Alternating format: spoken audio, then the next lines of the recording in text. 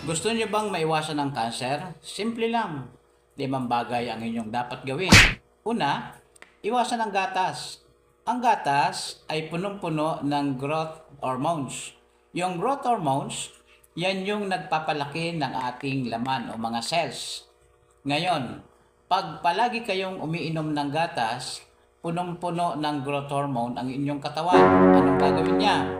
Lahat ng makikita sa loob ng katawan nyo na patutubuin niya, pinatutubo. Halimbawa, may plemang natuyo sa inyong baga, hindi naalis, tumigas. Ang gagawin ng growth hormones, palalakin, palalakin, palalakin, palalakin. May taba na tumigas sa inyong atay, tumigas. So, ang gagawin ng growth hormones, palalakin, palalakin, palalakin, palalakin. Ang kinauwian, liver cancer. May sibilya na tumigas sa inyong prostate sa mga lalaki. Palalakin, palalakin, palalakin, magiging new growth. So, mangyayari, magkakaroon ka ng prostate cancer. At marami pang iba. Iwasan din ang sobrang tamis. Ang matamis na pagkain, yan ang pagkain na nagpapalaki ng mga cancer cells. Pangatlo, iwasan ng mga artificial foods. Halimbawa, soft drinks, puro artificial yan.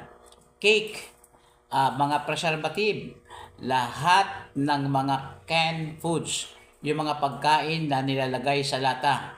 At yung mga karne, yung mga processed meat, kagaya ng mga ham, tosino, hotdog, longganisa, hindi yan nakakabuti sa ating kalusugan. Pangapat, iwasan na maging tamad.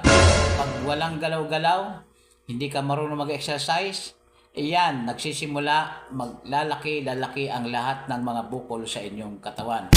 Panglima, yung mga mahilig sa mga pagkain, fast food. Palagi na lang food panda o order dito, order doon. Hindi na halos nagluluto ng pagkain sa bahay. Pagka ang mga pagkain ninyo ay galing sa labas, galing sa order, nako, asahan niyo punong-puno ng mga preservative. Kung gusto niyo mabuhay, dapat ang katawan nyo ay ingatan. Minsan lang tayo mabuhay sa mundong ito, habaan nyo na. So, ito ang inyong lingkod, Doc BG. Salamat po.